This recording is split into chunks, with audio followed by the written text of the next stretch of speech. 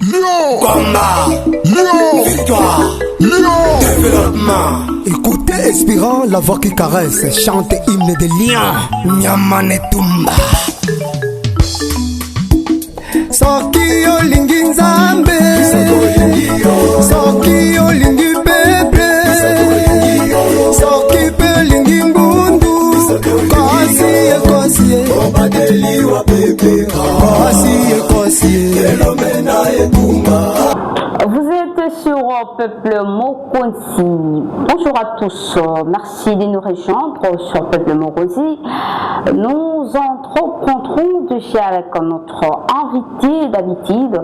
Il s'agit de l'honorable Crispin Goudou Malengo, PCA de l'Agence congolaise de l'environnement, député national élu à Matsi dans la province de la Mongala, mais aussi chancelier de la SLD, Action Citoyenne de Lyon pour le développement.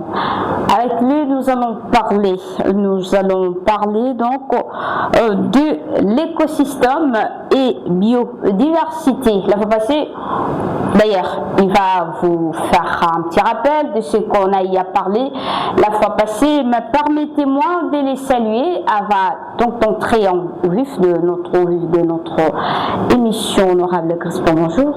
Salut Madame Rebecca. Ravi de vous voir encore parmi nous dans Peuple Mokonzi. Très ravi moi aussi.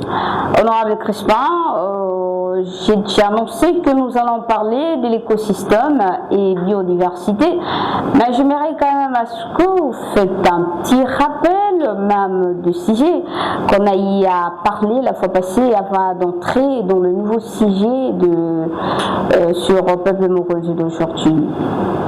Merci beaucoup Madame Rebecca, merci à tous, vous tous qui nous suivez aujourd'hui.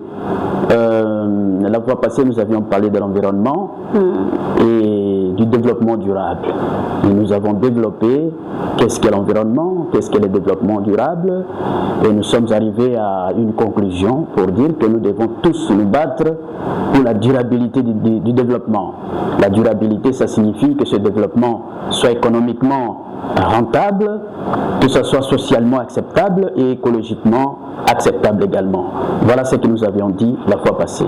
Merci beaucoup, honorable Crispin. Sur le domaine de l'environnement, on a parlé de l'environnement et développement durable. L'honorable Crispin avait développé étant PCA, il avait même entré pour parler de la CE, il avait parlé de la CE, l'Agence congolaise de l'environnement. Mais aujourd'hui, il a voulu parler de l'écosystème et biodiversité. Honorable Crispin, pourquoi vous avez voulu parler de l'écosystème et biodiversité et quel est son rapport avec le Peuple Mokonzi? Merci beaucoup. Nous suivons, après nos émissions, la réaction de ceux qui nous écoutent. Et la fois passée, comme je vous le disais, nous avions parlé de l'environnement et de la biodiversité, mais nous avions touché ces concepts, l'écosystème et la biodiversité. C'est la raison pour laquelle nous avions accepté, ce sont des gens qui nous écoutent, c'est le roi qui nous demande de revenir sur ces deux concepts.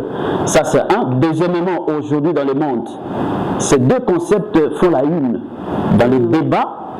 Et surtout, ça constitue le plus grand problème aujourd'hui. Vous avez des COP qui se succèdent. Il y a eu la COP 16 en 2024 qui a parlé de la biodiversité des écosystèmes. Et donc, ça demande des solutions urgentes. Également, aujourd'hui, dans les débats, nous voulons faire remonter ces concepts, que ça devienne des concepts en vogue dans les débats actuellement. Ce qu'on peut appeler l'écophilosophie, l'écopolitique, que nous puissions parler de l'écologie. Et enfin, il y a des crimes aujourd'hui contre l'écosystème. Et nous voulons que ça s'inscrive actuellement dans le droit pénal congolais. Il faut qu'on parle de l'écocide, le fait de détruire l'écosystème, de tuer l'écosystème, de tuer la biodiversité, que ça devienne réellement des crimes sanctionnables. Voilà pourquoi nous revenons sur ce thème, l'écosystème et la biodiversité.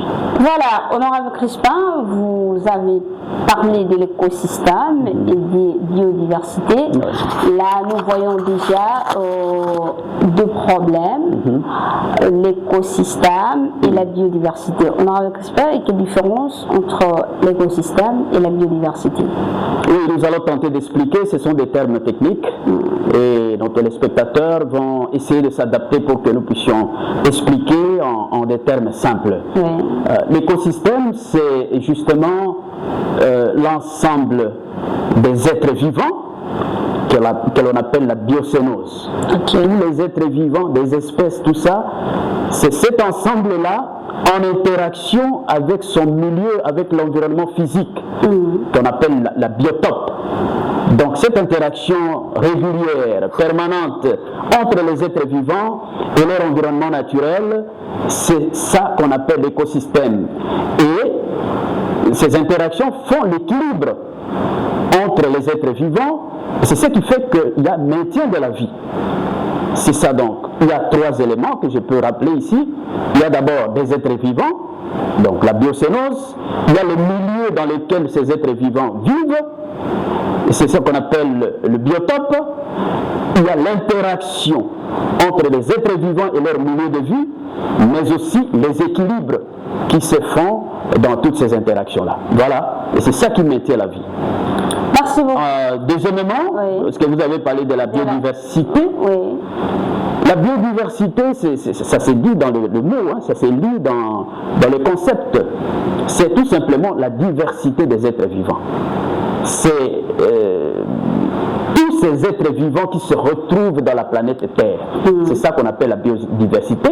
Ils sont diversifiés, ils sont de tous ordres. Vous avez des micro-organismes, vous avez les végétaux, vous avez des animaux et vous avez des êtres vivants.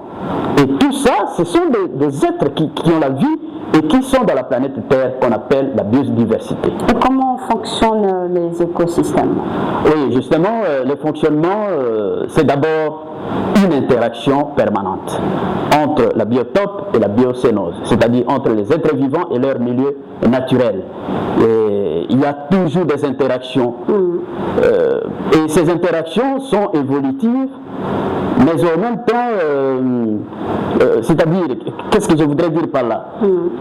La biotope, c'est-à-dire le milieu naturel, évolue. Il y a la température qui change, il y a la lumière qui peut changer, il y a la précipitation, c'est-à-dire les pluies qui tombent, qui peuvent changer, et ça influence les êtres qui vivent là-bas. Parce que ces changements font que des êtres ou la vie, les êtres vivants qui sont là, puissent soit s'adapter à ces nouvelles structurations du milieu, soit fuir s'ils ne peuvent plus résister, soit tout simplement disparaître. Donc c'est ça, c'est comme ça que ça fonctionne. Mais en même temps, parmi les êtres vivants eux-mêmes, il y a aussi des interactions qui sont sous forme de conflits parfois ou d'harmonisation. Je donne un exemple simple. Il y a des antilopes qui broutent des herbes. Ce sont des êtres vivants, des antilopes, des animaux qui détruisent la végétation. Voilà. Mais il y a des autres êtres que l'on appelle des prédateurs qui bouffent les antilopes. Et finalement l'homme, qui est aussi un être vivant, tue le prédateur. Voilà. Et dans tout ça, il y a de l'équilibre. Il y a de l'équilibre parce qu'il y a des êtres envahissants qui parfois disparaissent à cause de l'influence des autres êtres. Et tout ça, ça crée de l'équilibre. Mais ce qui est plus dans la dynamicité donc, du changement des écosystèmes, l'action de l'homme dans la nature peut influencer aussi l'écosystème. L'homme coupe les champs, ça veut dire détruire les habitats naturels des espèces, et cette pression-là peut changer les écosystèmes. Donc, ce qui veut dire que l'écosystème a une importance. Une grande importance. L'écosystème, disons que tous les êtres vivants vivent dans l'écosystème et vivent dans l'écosystème. Ça signifie que vous ne pouvez pas trouver un être vivant sans trouver un écosystème qui fait qu'il soit en vie. Mais en même temps, sa vie dépend de ces écosystèmes. Parce qu'il doit se nourrir de ces écosystèmes, il doit vivre dans un milieu donné. qui est le biotope. Donc, il faut le milieu. S'il n'y a pas de milieu, il n'y a pas de vie. Mais en même temps, il n'y a pas seulement de rapport entre les êtres vivants et le milieu, mais aussi le rapport entre les êtres vivants entre eux. Donc, les écosystèmes ont une grande importance pour la vie. Prenons l'exemple de l'homme. L'homme vit de l'agriculture. Et c'est dans l'écosystème qu'on appelle terrestre qui fait que l'agriculture puisse exister. Et la végétation, pour que la végétation puisse se reproduire, on a besoin par exemple des insectes qu'on appelle les polliniens. Parce qu'il y a des végétations qui se reproduisent et s'y basent des fleurs. Vous avez des papillons qui transportent des fleurs, vous avez des abeilles, vous avez des chauves-souris, tout ça, c'est ça qui fait que la végétation puisse se reproduire. Sans cela, vous n'avez pas cette reproduction de la forêt. Donc, nous avons tous ces systèmes-là qui fonctionnent de manière harmonieuse et qui fait que la vie puisse être là. Donc, c'est très important des écosystèmes autour des êtres vivants. Et quel est le danger de leur dégradation, malgré tout ce que vous venez de parler? Oui, il y a des grands dangers, de graves dangers auxquels nous devons faire très très attention pour ne pas nous mettre en difficulté nous-mêmes. Non seulement l'homme, mais tous les êtres vivants. Parce que, bon, tout dépend de la perception que nous avons des choses. L'homme se trouve trop centré. Il pense que c'est lui le plus important. Mais je pense que c'est la vie qui est la plus importante. Et la vie n'est pas que dans l'homme. La vie est dans tous les êtres autour de l'homme. Et l'homme a peut-être la grave responsabilité de veiller à la protection de la vie, mais aussi à la protection de ce qui fait que la vie puisse exister. Ça signifie la biotope. Alors, des grandes difficultés que nous avons dans la protection des écosystèmes, la première des choses, c'est ce qu'on appelle l'artificialisation à outrance. Ça veut dire quoi? Ça veut dire que l'homme, par exemple, veut trop urbaniser.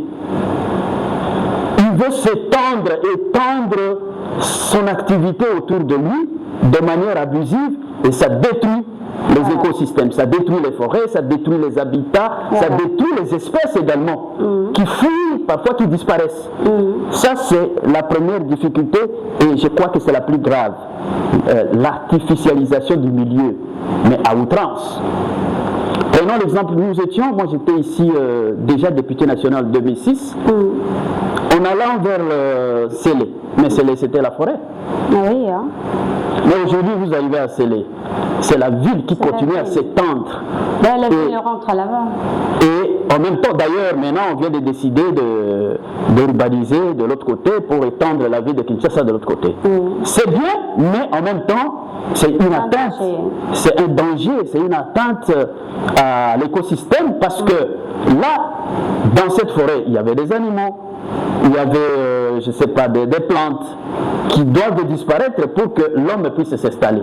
Et c'est un danger. Vous êtes en train de défier cette décision ou bien vous êtes je ne défie pas la décision, mais je constate, je suis réaliste, je constate que le fait de l'homme de pouvoir s'étendre et de s'urbaniser, ça crée un problème face aux espèces qui étaient tout autour. Il n'y a pas que des espèces animaux, mais des plantes également, des végétaux qui doivent disparaître pour que l'homme puisse s'installer. Et ça, c'est le premier grand problème. Le deuxième grand problème, c'est la pollution. L'action humaine amène la pollution de l'air, comme on avait dit aussi la fois passée, de l'eau, de la terre. Il y a les déchets que nous jetons autour de nous sans les traiter. Il y a les pesticides que nous utilisons dans les champs, mais qui tuent les insectes pollinisateurs, comme je venais de le dire. Alors s'il n'y a pas ces insectes-là, comment est-ce que la végétation va se reproduire? Mais nous les tuons par des pesticides. Mais en même temps, nous envenimons. Nous mettons des venins dans la terre, dans l'air, et ça met au danger la santé des êtres vivants tout autour. Et ça, c'est un problème très, très, très important. Il y a un autre problème, la chasse et la pêche. Vous interdisez aux gens de ne pas faire... Non, il faut structurer. Nous allons en parler dans les mesures de protection. Ok. Mais là, j'évoque ça comme problème. La pêche et la chasse à outrance, sans protection, sans mesure de la part du pouvoir public, ça crée des problèmes. Il y a des espèces qui disparaissent. Il y a des espèces, il y a des animaux qui ne mettent bas qu'un seul individu par an. Et, comme des éléphants par exemple. Mais il y a des braconniers qui les tuent, tout ça. Et petit à petit, nous avons des difficultés de voir des éléphants. Et si on ne fait pas attention, dans un peu de temps, nous n'aurons plus de population d'éléphants. C'est la faute du pouvoir public qui doit, on va en parler, harmoniser les choses. Nous savons que nous devons faire la chasse et la pêche, mais il faut faire attention, surtout pendant la période de reproduction. Il y a des experts qui connaissent les périodes. Et il faudra que le pouvoir public puisse voir comment limiter, ordonner les choses, quand est-ce qu'il faut faire la chasse, quand est-ce qu'il faut faire la pêche, tel individu animal ne pas tuer, tel il faut tuer, ainsi de suite. Il n'y a pas que ça. Il y a le réchauffement climatique. C'est aussi parmi les dangers. Parce que lorsque le climat se réchauffe, les habitats naturels des espèces changent avec ce changement climatique.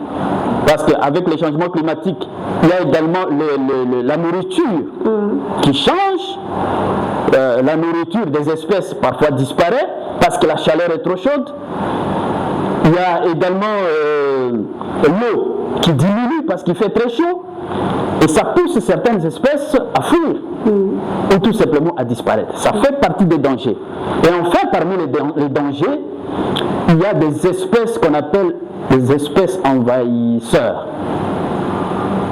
qu'on introduit dans un écosystème volontairement ou involontairement. Je donne un exemple de chez moi dans mon village. Je ne sais pas si on appelle ça comment en termes techniques, mais il y a des herbes là-bas que nous appelons Abuka Mongba au village.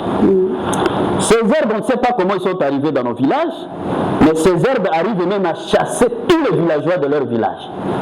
Comment ça? C'est-à-dire que quand ces herbes tombent ici, ils commencent à se propager, ils tuent les autres herbes. Même si vous essayez de les déraciner, vous n'arrivez plus, ça détruit le village, c'est partout, ça tue tout, et la beauté du village disparaît. Vous êtes obligé de déménager, de quitter votre village pour laisser la place à ces herbes-là. On appelle ça des espèces envahissantes. Et ce sont des dangers également. Il faut voir comment faire pour que ces espèces ne puissent pas, il n'y a pas que des herbes, il y a aussi des animaux qui peuvent arriver dans un endroit, ils envahissent, ils tuent les autres animaux, et il n'y a que des serpents dans ces, par exemple, je donne un exemple, dans cette forêt-là, il n'y a que des serpents, mais qui consomment, qui tuent les autres animaux fuient et il ne reste que des serpents. Et ça modifie les écosystèmes. Voilà donc les dangers que nous pouvons retrouver dans les écosystèmes autour de nous et qu'il faut faire très attention pour que demain, ça ne puisse pas trop modifier, trop perturber les écosystèmes et les êtres vivants qui sont dedans, les espèces risquent d'avoir des problèmes, de disparaître ou de fuir. Honorable, d'après tout ce qu'on vient de parler, comment on peut faire pour protéger les écosystèmes? Oui, c'est très important, Madame Rebecca, la protection des écosystèmes. Parce que notre vie dépend de ces écosystèmes. Notre survie même dépend de ces écosystèmes. La première des choses qu'il faut éviter, c'est l'étalement à outrance de nos villes, de l'urbanisation. En essayant d'installer l'homme, il faut également faire attention de ne pas détruire la vie tout autour. Donc, il faut des principes dans l'urbanisation, il faut bien limiter les zones à urbaniser et laisser la place à l'écosystème, laisser la place à la forêt. Aujourd'hui, nous avons, ces derniers temps, des problèmes.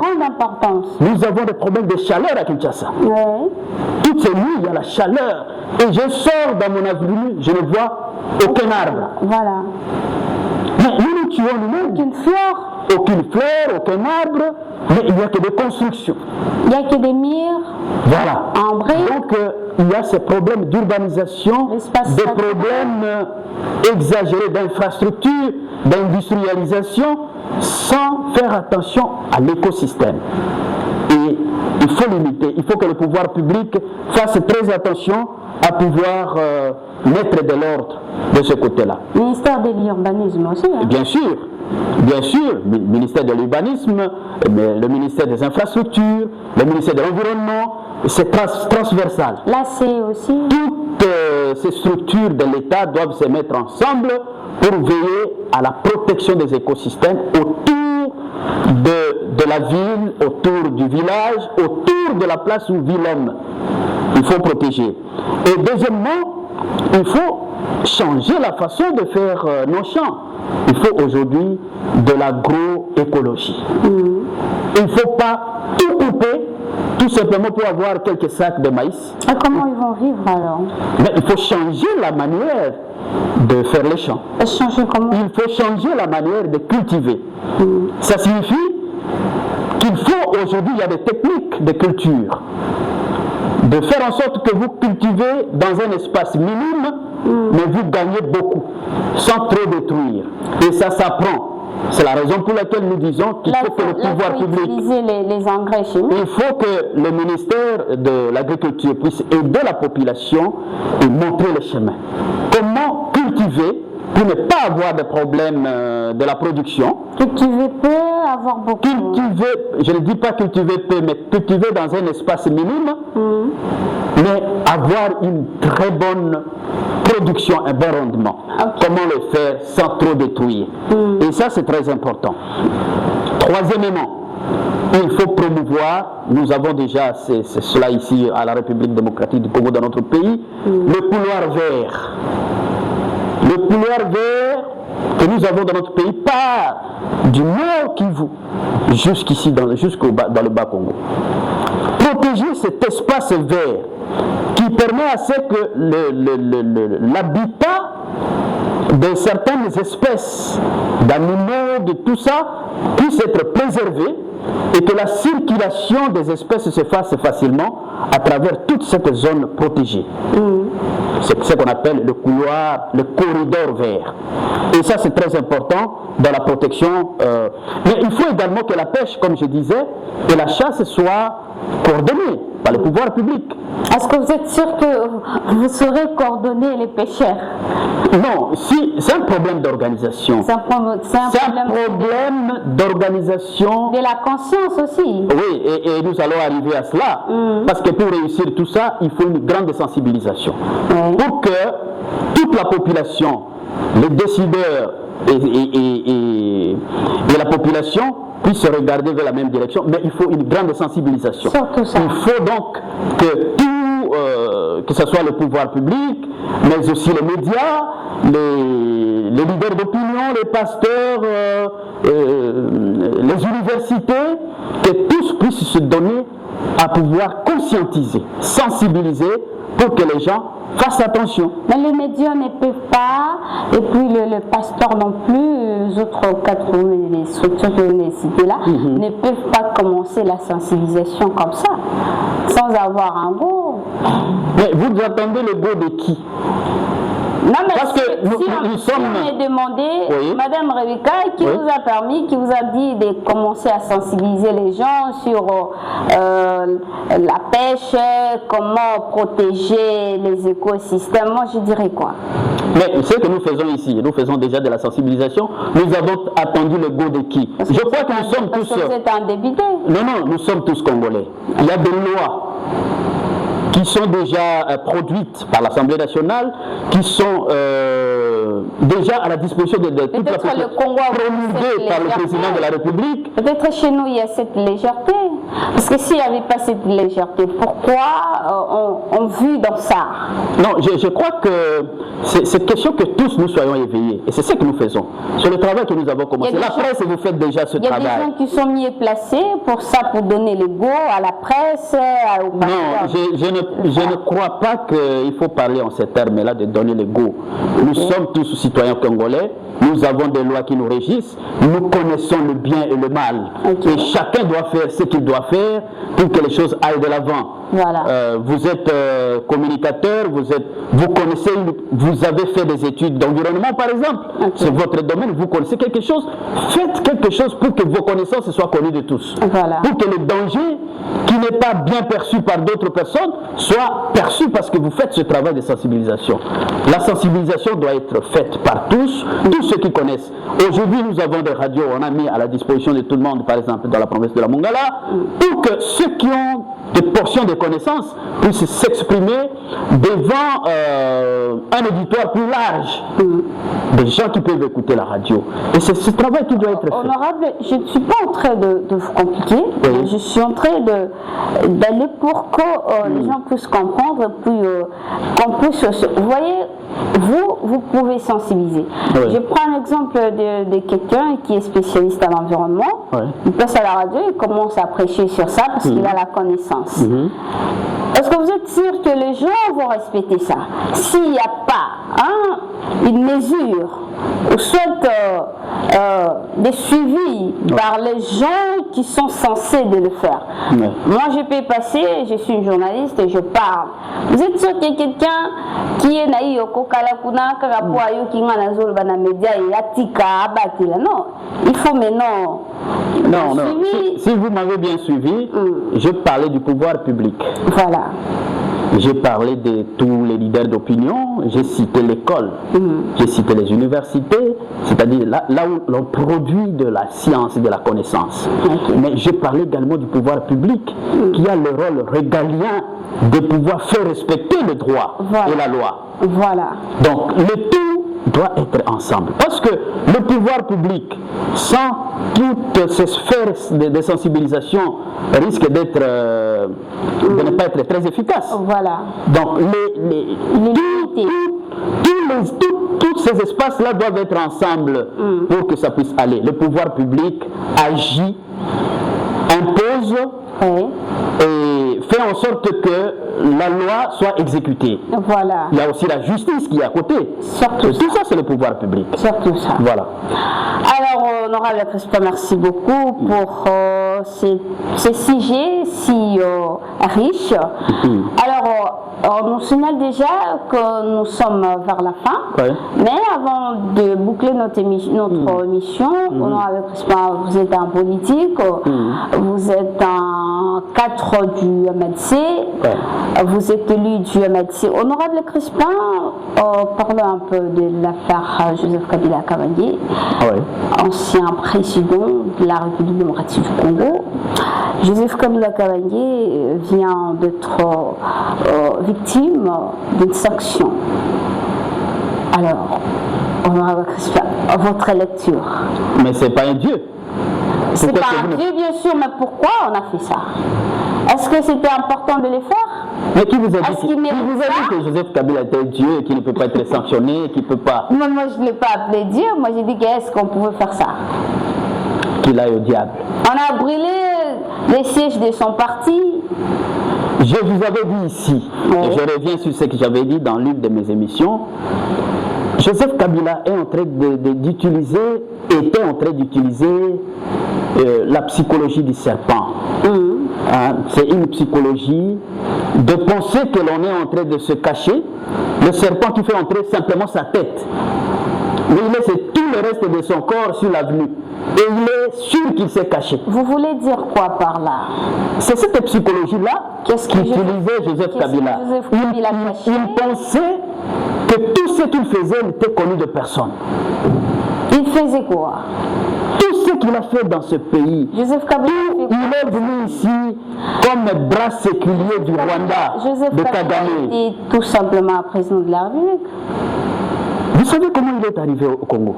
Il est arrivé comment? Vous voulez qu'on revienne sur ça? Il est arrivé comme tout Congo. C'est connu de tout le monde, même vous qui me posez des questions. Moi, je connais que Joseph Kabila est venu. Il est arrivé dans ce pays il a dirigé comme agent secret du Rwanda. Le Rwanda a tout fait pour l'imposer comme président de la République après la mort de Kabila, le vrai.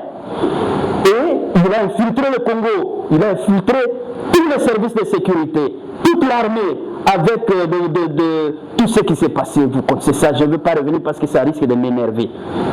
Mais après tout, il a dit, il pensait croire que tous les Congolais étaient des naïfs et que personne ne comprenait. Donc il pensait vraiment se cacher complètement, que personne ne puisse comprendre. Mais pourquoi vous aviez... Et à la fin des comptes... Vous aviez fait quand même une coalition avec lui? À la fin des comptes, non, c'est un passage. Okay. Au malin, comment on dit, il faut être plus malin que celui qui se croit être malin. Ce n'était qu'un passage pour arriver à faire en sorte que les vrais Congolais puissent diriger ce pays et puissent se battre pour libérer totalement ce pays de tous ces arcanes créés par des Kabila et tout ça. Donc, vous êtes vous êtes satisfait? Si vous pouvez me laisser et ce qu'on a fait à Joseph Kabila. Si vous pouvez me laisser terminer mes idées. Sanction infligée. Il a pensé se cacher. Il a pensé faire croire à tout le monde qu'il n'était pas derrière le M23 AFC. Il a pensé faire comprendre à tout le monde qu'il était congolais. On l'a même baptisé par des noms congolais. Et finalement, à la fin des comptes, c'est tout le monde qui comprend. Le président de la République nous avait dit que Kabila est derrière l'AFC M23. À l'époque, personne n'a compris. Le président Bemba a dit la même chose avec des détails sur l'origine, sur le détail sur la vie il a donné le nom de celui que vous appelez Kabila. Il a donné des détails. Et aujourd'hui, les États-Unis, qui ont des services de sécurité les plus développés, ont maintenant tous les éléments, toutes les preuves pour dire qu'il est là, il soutient le massacre des Congolais, il soutient ce que lui-même a parlé de la soudanisation du pays, donc la balkanisation, il soutient ça, et ça ne va pas se faire. Ils ont fait ça pour vous faire plaisir. Ça ne va pas se faire. Pour faire plaisir au président de la République. Les États-Unis ne sont qu'au début dans leur action. Et là, c'est la réussite de la diplomatie de notre président. C'est vraiment une victoire diplomatique, mais ce n'est qu'au début. Parce que ce qui va suivre, c'est aussi des condamnations à la personne morale. On l'a déjà condamné. La condamnation de Kagame. Je ne parle pas de Joseph. Je parle de Kagame, qui est la véritable source morale de tous les malheurs des Congolais. On ne va pas trop continuer à crier. Nous devons plutôt travailler pour le mettre hors d'état de nuire et faire en sorte que, comme je vous disais, nous devons être en permanence dans la préparation de la guerre. Même s'il y a la calmie de la paix, je l'ai dit ici, dans cette émission, le Congo doit préparer la guerre à tout moment. Préparer les services de sécurité, préparer l'armée, et acheter des matériels pour l'armée et être toujours prêt pour la guerre. Voilà. Donc, qu'il aille au diable s'il y a des condamnations. La guerre en RDC. Puisque nous avons souffert de la guerre, puisque nous avons souffert de tous ces mépris et de toutes ces humiliations, ça doit réveiller en nous l'esprit de combattant perpétuel. Alors, je vais vous donner le mot de la fin. Si Kabila mourait aujourd'hui, ça ne vous ferait pas mal? Mais il était quand même votre président. Bon, quand je rencontre, il y a 2 jours, j'étais avec un cousin qui regrettait les sanctions contre Kabila. J'ai dit, tu regrettes? Il dit, mais il a été notre président. De la République pendant 18 ans. J'ai dit, bon, quand on est obnubilé, quand on vit dans le noir, mais quelqu'un vous fait un effort de vous sortir dans la lumière, vous aurez mal aux yeux. Parce que vous êtes habitué à regarder, à être dans le noir. Vous allez même fuir la lumière pour rentrer dans les ténèbres. C'est un peu la situation des Congolais.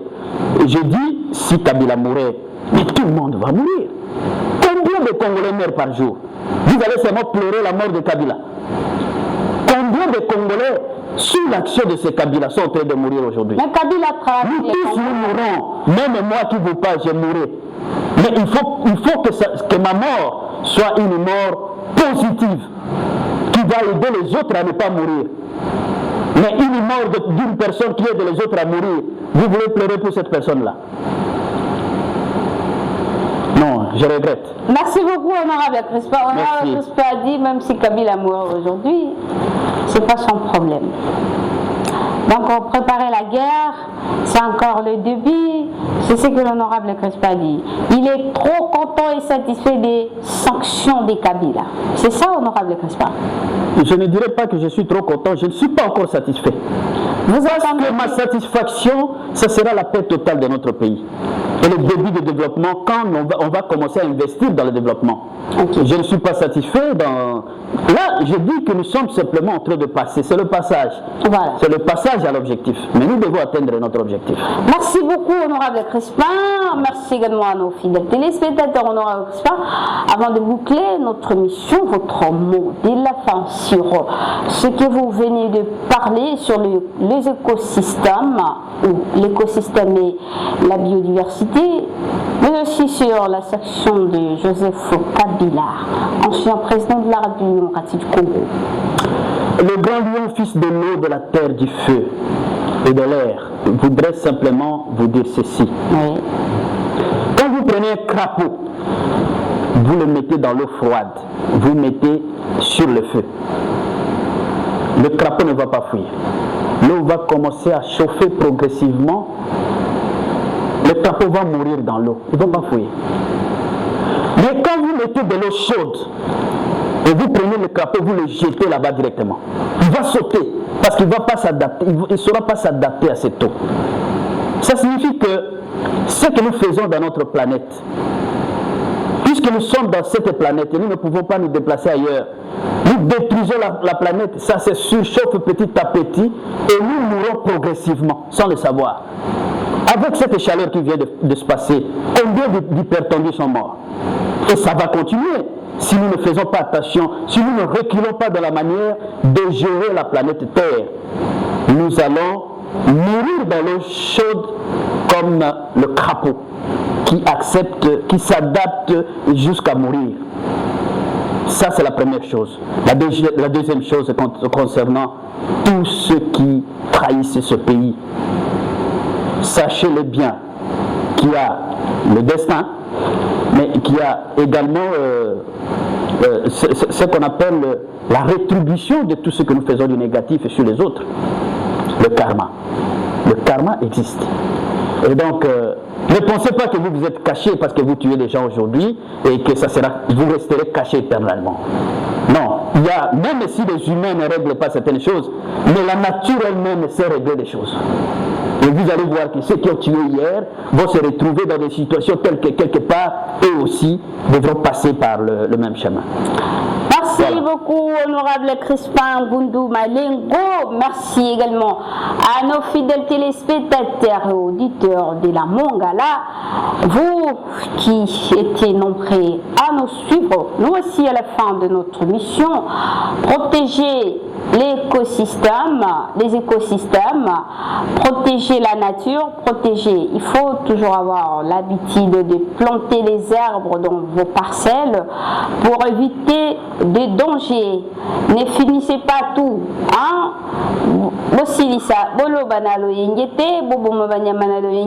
Parce qu'il y a une grande importance pour les écosystèmes. Et concernant Joseph Kabila, ancien président de la démocratie du Congo, au diable. Quant à moi, je dis que la justice peut se faire son travail. On se retrouve à la prochaine occasion par ce même numéro. Au revoir. Lion, combat, Lion, victoire, Lion, développement. Écoutez, Espérant, la voix qui caresse, chante hymne de lion. Nyamane Tumba.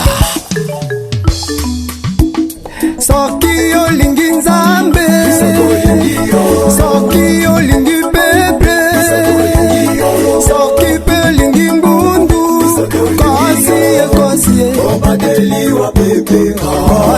kosi ekosi.